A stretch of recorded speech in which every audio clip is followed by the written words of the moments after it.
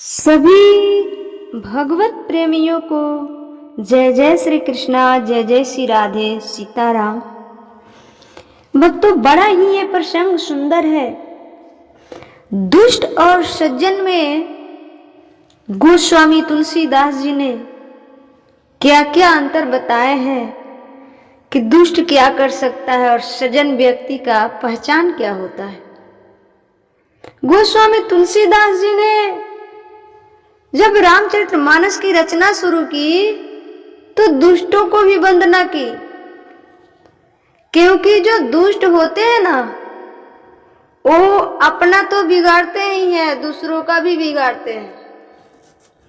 इसलिए गोस्वामी तुलसीदास जी ने दुष्टों को वंदना की, ताकि जो समझदार है, जो सज्जन है, वो आपसे नाराज होगा, गुस्सा होगा तो दूर हो जाएगा।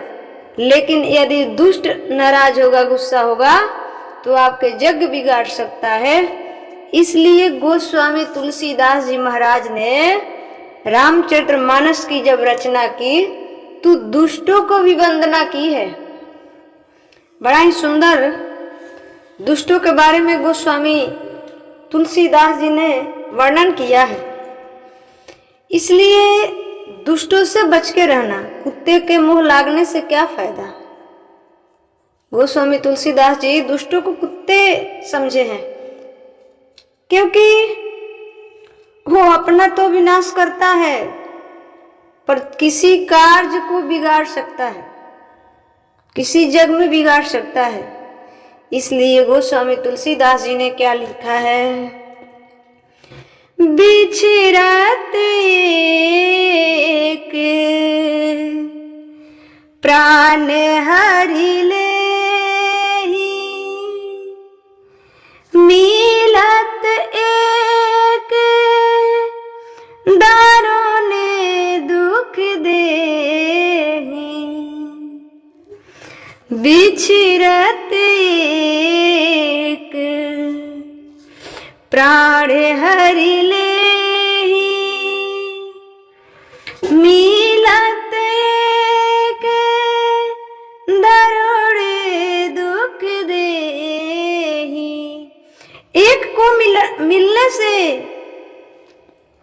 दुख हो जाता है और एक को बिछड़ने से प्राण निकल जाता है। गोस्वामी तुलसीदास जी ने लिखा है, जब सज्जन व्यक्ति आपसे बिछड़ते हैं, जब वो सज्जन व्यक्ति आपसे कुछ दिनों के लिए बिछड़ते हैं, दूर जाते हैं, तो मानो आपके प्राण निकल जाते हैं।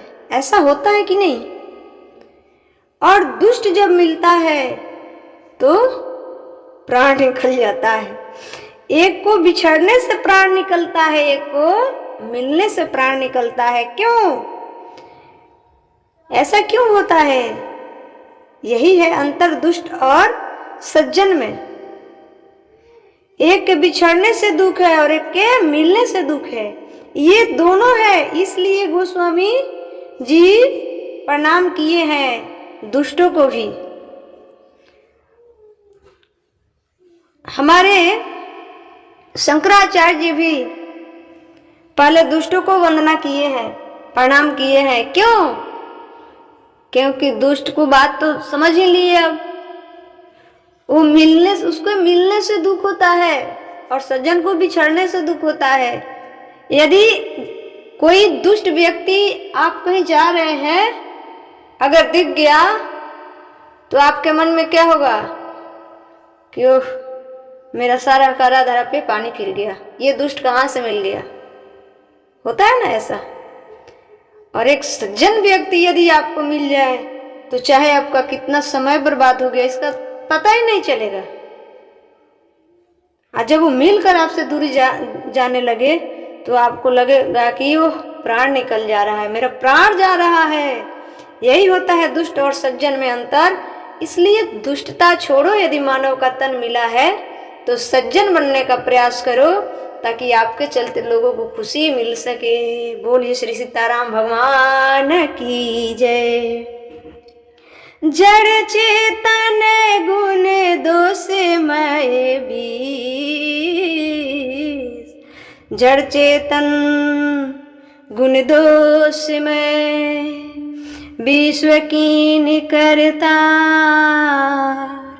संत हंस गुण गहई पे परिहरि बारी बार, परिहरि बारी बार।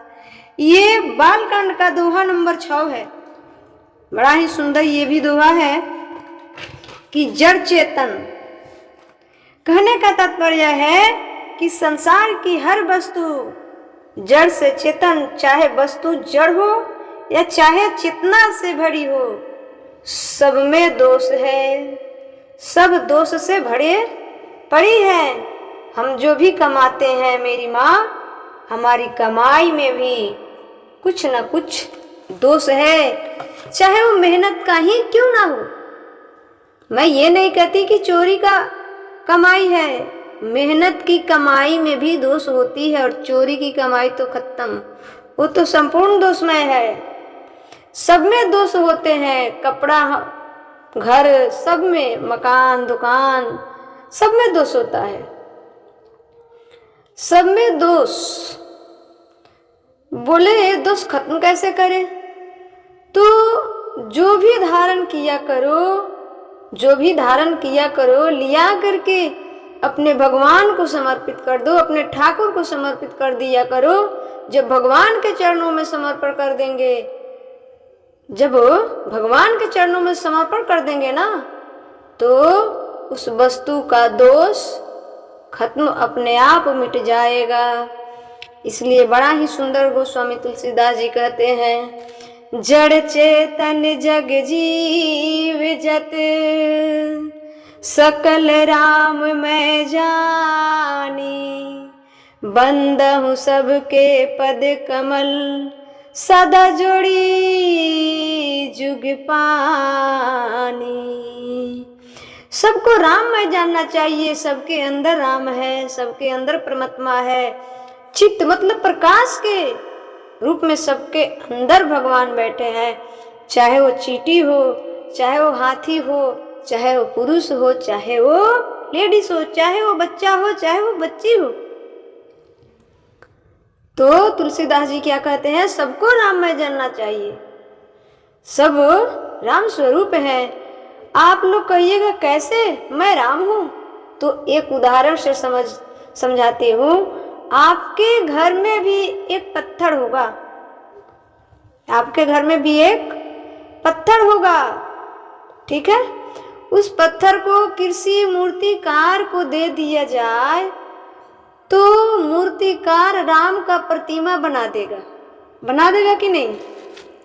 पत्थर का ऊपरी आवरण हटाकर सुंदर सा गाल, सुंदर सा आँख, सुंदर सा नाक, सुंदर सा अधर, सुंदर सा भगवान का प्रतिमा बना देगा, भगवान का तस्वीर बना देगा। तो उस पत्थर से भगवान प्रकट हो गए कि नहीं? तो उस पत्थर में भगवान तो थे, पर आवरण से ढका हुआ था, आवरण हटा, भगवान दिखने लगे। जिस पत्थर को लात मारते थे लोग, आज उसी पत्थर को भगवान मानकर पूजने लगे। उसी प्रकार हम सब में भगवान समाये हैं, बस आवरण हटाने की देर है। आवरण हटाएंगे, आवरण हटाएंगे कौन? वो आवरण हटाने वाले जैसे पत्थर को मूर्तिकार के पास जाना पड़ा, मूर्तिकार को देना पड़ा, उसी प्रकार हम मानव के ऊपरी आवरण को हटाने के लिए गुरु के चरणों में समर्पण होना पड़ेगा, वो गुरु ही हटाएंगे। सिया राम मैं सब जग जानी, करहूँ प्रणाम जोरी जुग पानी,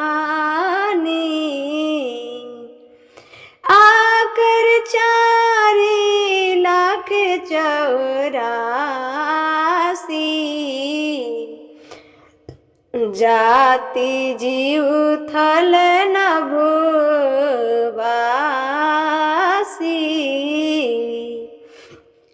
गोस्वामी जी कितनी बढ़िया बात कर रहे हैं कि सिया राम मैं सब जग जानी, करहूँ प्रणाम जुरी जुग पानी।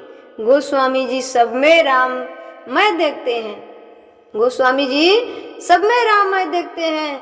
आप लोग देखते हैं कि नहीं, अब आप लोग जाने। गोस्वामी जी भगवान को प्रणाम करते हैं। देखिए रावण के अंदर भी भगवान था, पर अब कोई सवाल करेगा तो फिर ऐसा दुष्ट आचरण क्यों किया? क्योंकि उसके पाप बढ़ गए थे। तो भगवान चाहते थे कि जब पाप बढ़ गया है तो पाप ही कर कि मैं तुम्हें दंड दे सकूं। उसके बुद्धि हर लिया गया था। क्यों? क्योंकि उसको अहंकार हो गया था। इसलिए सबके अंदर भगवान तो है, लेकिन जब अहंकार कर लोगे तो वही भगवान आपके नाश की ओर बढ़ा देंगे। भगवान किस रूप में हमारे आपके अंदर है? प्रकाश के रूप में हमारे और आपके सबके अंदर है। चींटी से लेकर हाथी के अंदर समाये हैं। गोस्वामी तुलसीदास जी अब भगवान को प्रणाम करते हैं। मंगल भवाना अमंगल हारी, उमा सहित जेहि जपते पुरारी। जो व्यक्ति इस चौपाई का नित्य पाठ करता है उसके जीवन में कभी अमंगल नहीं होता है। भगवान राम मंगल के भवन है, मंगल के घर हैं और अमंगल के हारी है।